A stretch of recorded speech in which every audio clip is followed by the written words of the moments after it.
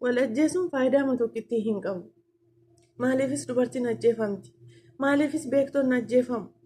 Bifa siyaasaatiin karaa siyaasaatiin kan haadholee abbootii obboloota baay'ee dhabaa jiruun xiqqaate maaliif gatii dandeessu nageenyi koo hunduma keessaniif haa ta'u jecha har'as dhufeen jira galanni waaqayyoodhaaf haa ta'u kana kannaaf kenne akkam jirtu nagaa keessanii maatii keenyaa jira kunoo dhufeen jira galanni waaqayyoodhaaf haa ta'u tole egaa har'ammoo dhufeen jira wantoonni torbee kana keessatti argamanii walumaa galatti jireenya Itoophiyaa keessatti waggaa meeqa erga wanti gaariin dhaga'amuu hafee yookaan immoo wanti nama gammachiisu arguunis dhabamaa ture jechuudha. Tole egaa isa kaan egaa gama yookaan immoo bifa siyaasaatiin walitti bu'insoota qaamolee siyaasaa gidduu jiruun haa ta'uyyuu malee yeroo hundaa du'a ajjeefamuu haadholee ajjeefamuu obboleewwanii abbootii dargaggootaa akkuma kana qarreewwanii daa'imman argaas jirra. Kan egaa walitti bu'insa siyaasa gidduu jiruudhaan iyyuu yoo fudhanne baay'oleen ulfaa ta'anii yeroo gubatanis argineerra. Even waggaa kana baay'ee kan nama gaddisiisu. Yoo argitaniitu ta'e dubartii garaatti baattu gubattee mana irratti gubanii daa'imti immoo bukkee dhaabbatee jechuudha. Yeroo itti suura garaagaraallee maxxansaa turanii egaa argaa turre waan ta'ee turedha jechuudha. Kanaafiyyuu ammas immoo wanti ta'aa jiru waan sirrii miti jechuudha. Waan sirrii miti. Keessumattuu dubartoota irratti immoo yeroo ammaa kana wanti ta'aa jiru jechuudha.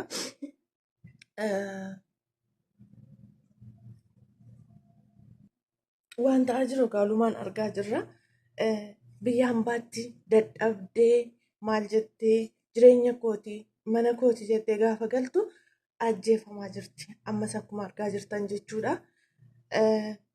Uummata tajaajilaa jedhame immoo kan jiru akka namoonni jechaa jiranitti egaa namoonni keenya gaafa namni tokko waa ta'ee gaafa namni tokko lubbuudhaan addunyaa kanarraa godaane gaarummaan nama sanaa arjummaan nama sanaa nama akkamii akka ta'e gaaf sana kan dubbatamu jechuudha. Gaafa inni godaane gaafa addunyaa kanarraatti godaane jechuudha. Kanaafiyyuu maal jechuu barbaadeen walumaa galatti Dooktara ajjeefame sana akkuma argaa jirtanii egaa miidiyaan ol argaa fuudhaa jira. Wayii nama gaarii nama gargaara maal gaafa inni lubbuudhaan jiru yookaan immoo yeroo inni akkas ta'amaa yookaan akkanatti miidhamaa jiru warruma dhaabbatee ilaalaa turetu jechuu danda'a. Biyya keenya keessatti dhugaa dubbachuudhaaf taanaan namni gaafa lubbuudhaan jiru gaafa nagaa ta'ee jiru gaarummaan inni godhu sun arjummaan isaa sun hin mul'atu. Kun beekamaadha dhibbaan dhibbatte jechuudha. Hin mul'atu siruma hin dubbatamus bakka wayyoo anaa nyaatu kan jedhamu erga farqaa dhabnee kaaneettidha. Otoo yeroo inni jiru jabaadha siif jira nama kamuu jechuudha. Bukkee qeequu arrabsuu waa gochuu dhiifamee bukkee dhaabbatamee tarii nama sanarra balaan sunuu ga'uu dhiisuu danda'a jechuudha. Innaa kanaaf erga namni tokko darbee wayyoo anaa nyaatu otoo bira jiraadha. Gaafa inni si bira jiru hongoone erga inni si biraa bu'ee yoo goote faayidaa jechichi faayidaa hin qabu jechuudha. Akkuma kana immoo obboleettii egaa hin gaddaa magaalaa Shaggar Burraayyuu irratti abbaan mana ajjeesee miidiyaan wal harkaa fuudhaa jira. Mana kooti jettee jireenya kooteetti ishiin dadhabbii biyya ambaa kanaa obboloonni koo shaamarranii beektu maal akka ta'e waa hundumaa irratti hagam akka ta'e eenyumtuu hin beeka jechuudha. Akkuma kana obboloonni jireenya fooyyeffadhatanii maatii keessanirraa jireenya keessanirraa baatan ni beektu jechuudha. Dadhabbii sana keessa baatee boqonnaa barbaacha nagaa barbaacha gaafa biyyatti galtu hin ajjeefamti taanaan ani dhiifama naa godhaatii kan ajjeefamu kan jedhu wangeelarra hin jiru. Garuu osoo jiraateen jedha maaliif yoo jettan dhugaa dubbachuudhaaf namni tokko fa'aa hafuura hamaa seexanni namatti fayyadamee namni akka wal ajjeesu godha. Haa ta'u iyyuu malee immoo fakkeenyaaf amma otoo seerrichi inni biyyoota ormaa sun jechuun murtoon jabaatti kennama ta'e namni tokko nama tokko ajjeese akka carraatee waggaa 5 hidhamume waggaa 2 waggaa 3 hidhamee eeyyamaan ba'uu danda'a waan meeqatu jira jechuudha isheen duute sunum dadhabbii hojjette sanatoo nyaatiin otoo homaan ta'in kata kanatti lubbuu ishee dhabdee jiraatti jechuudha.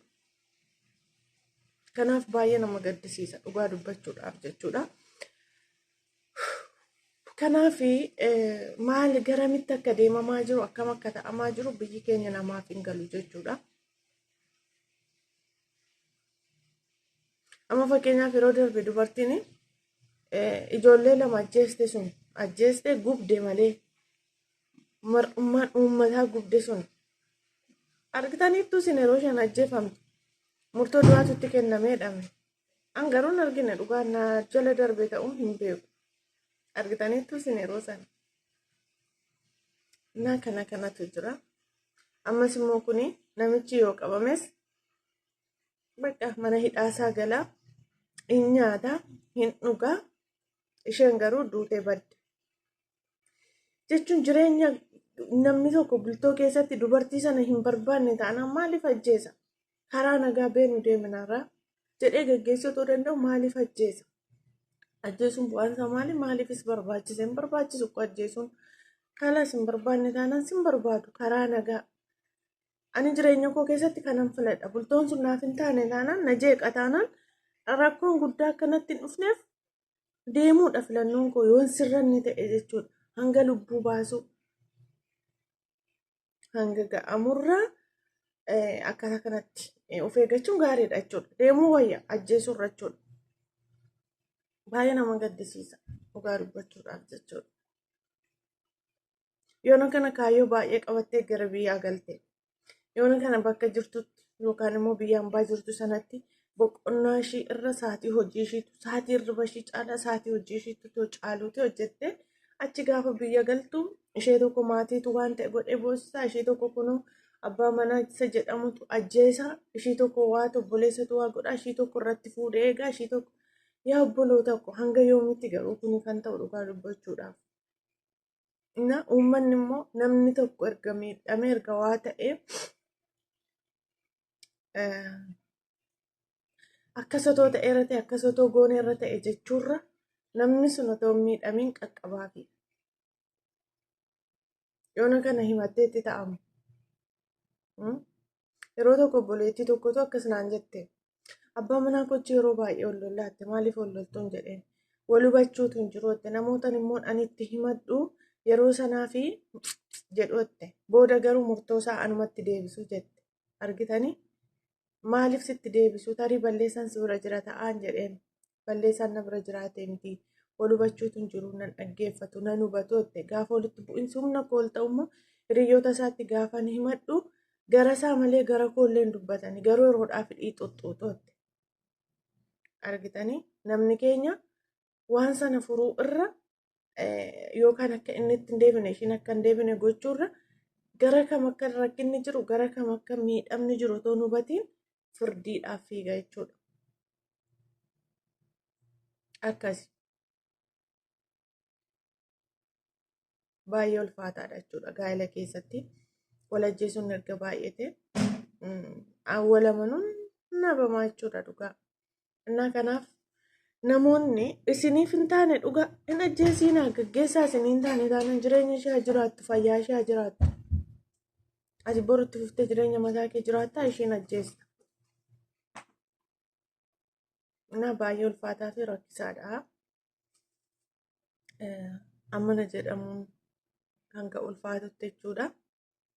Beektonni biyya keenya irratti jiraachuu dadhabaniiru. Nama fayyadu warri jedhaman hin jiraatanii nama gargaaru warri jedhaman hin jiraatanii biyya akkamii keessa akka ta'aa jirru biyya akkamii maal akka ta'aa jiru iyyuu baay'ee ulfaataa yeroo itti ta'aa jirudha jechuudha. Baay'ee laphee nama cabsaa baay'ee ulfaataa bara itti obboleessa irratti garaa jabaa ta'e abbaan ilma irratti ilmi abbaa irratti haatiif ilmoon bara itti garaa walitti jabaatan irra geenyerra. Kanaaf waan hundumaa irratti waaqayyo araara haa godhu. Innaa kanaaf adaraa warri dhiiraa haadha manaa keessan hin ajjeesinaa. Isiniin taane taanaan beenu jedhaanii Mootummaan immoo waan ilaallatu yookaan immoo murtoo ilaallatutti kennuun dirqama mootummaati. Sababiin isaas ishiin duuteetti gaafa firdiin tokko kennamu murtoo du'aa jedhama. Murtoo du'aatti የሞት ፍርድ ተፈረደባት ሲባል እንጂ ሲፈረድባት ግን እኔ ባይኔ አይቼ አላውቅም። እንደፈለገ አድርጎ yeroo hundumaa buleewwan haadholii irradha balaan irra caalaatti kan ga'u jechuudha. Yeroo hundumaa kan ukkaanfamtee gudeedamtu ishii, kan kallattii adda addaatiin hacuucamtu ishii. Garuu as deebi'ee mootummaan murtoo du'aa የሞት ፍርድ የስንት ዓመት ፍርድ ተፈረደበት kana malee wanti nuti arginus hin jiru. Olaantummaan seeraa kabajamuu dhabuun baay'oolii akka dhabnu, haadholii baay'oolii akka dhabnu, daa'imman baay'ee akka dhabnu gochaa jira. Jechuun inni gama siyaasaatiin ol qabatee namootni meeqa lafa kanarraa xaragamaa jiran xiqqaate hanga amma immoo qaamni tokko walitti deebi'ee yeroo wal ajjeesu ilaalaa obboloota ko.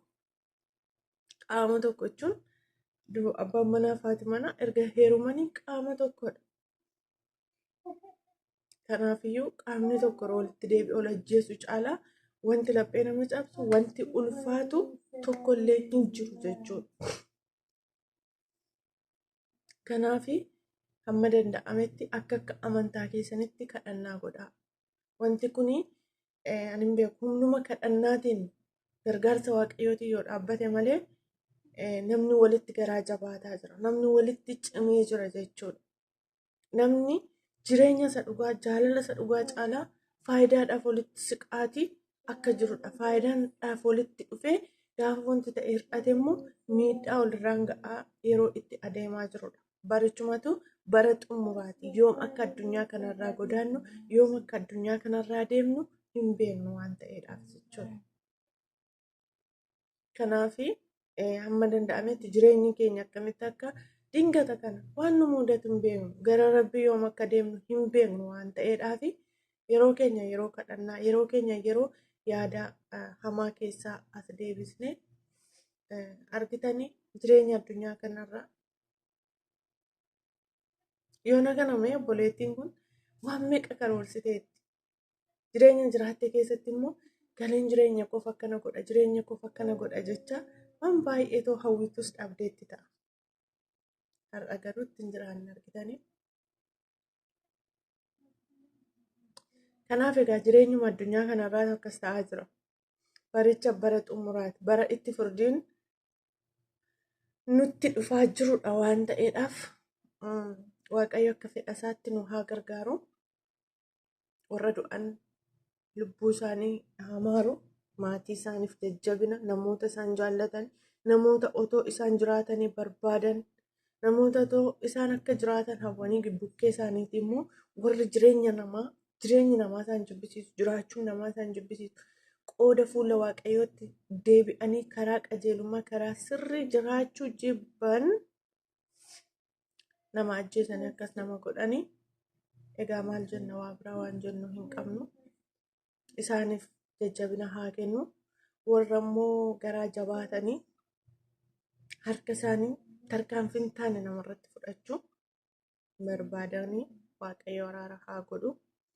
Sababiin isaas amma namichi dooktara kana ajjeese yookaan dogongora tarii dogongorri jiraachuun mala. Maaliif dooktaroota bira dogongorri jira. Namni hunduu yeroo hunduu sirriidhaan jedhamu. Dooktarri kun dogongoree yookaan maatii isaa harkatti wanti ta'e jiraachuu danda'a.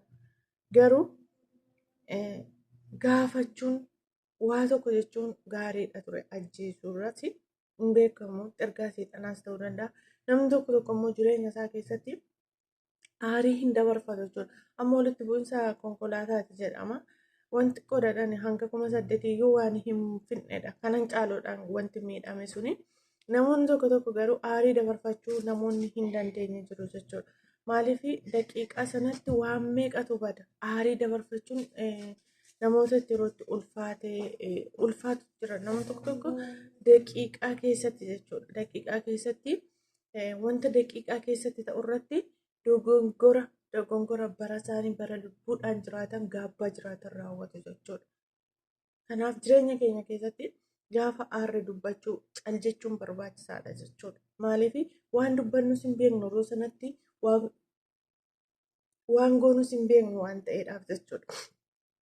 Kanaaf dhiisuun cal jechuun zoor jechuun barbaachisaadha. Amma yoona kana tarii namichi dooktara kana ajjeese yoona kana gaabbii guddaa keessa jiraachuu danda'a.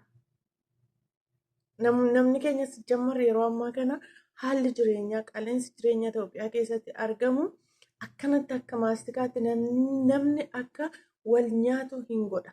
So wanti hundumtuu wanti tokko yoo bade akkam akka nama godhu. Kanaaf yeroo sanatti lubbuu namaa hin caalu jireenya kamiyyuu jechuudha. Lubbuu namaa olitti kan jiru Rabbidha. Kana fakkaata daawwattoota koo laayik sheer naaf godha. Waaqayyo nagaa nuuf haa kennu, jajjabina hundumaaf haa kennu, obsa dhalootaaf haa kennu. Dhugaa dhaloonni obsa dhabee jira. Kana fakkaataa turtiin waliin turre galatoomaa waan waliin turtanii fi eebbifamaa biyya keenyaaf Waaqayyo nagaa dhalootaaf hubannaaf ogummaa haa kennu jedha.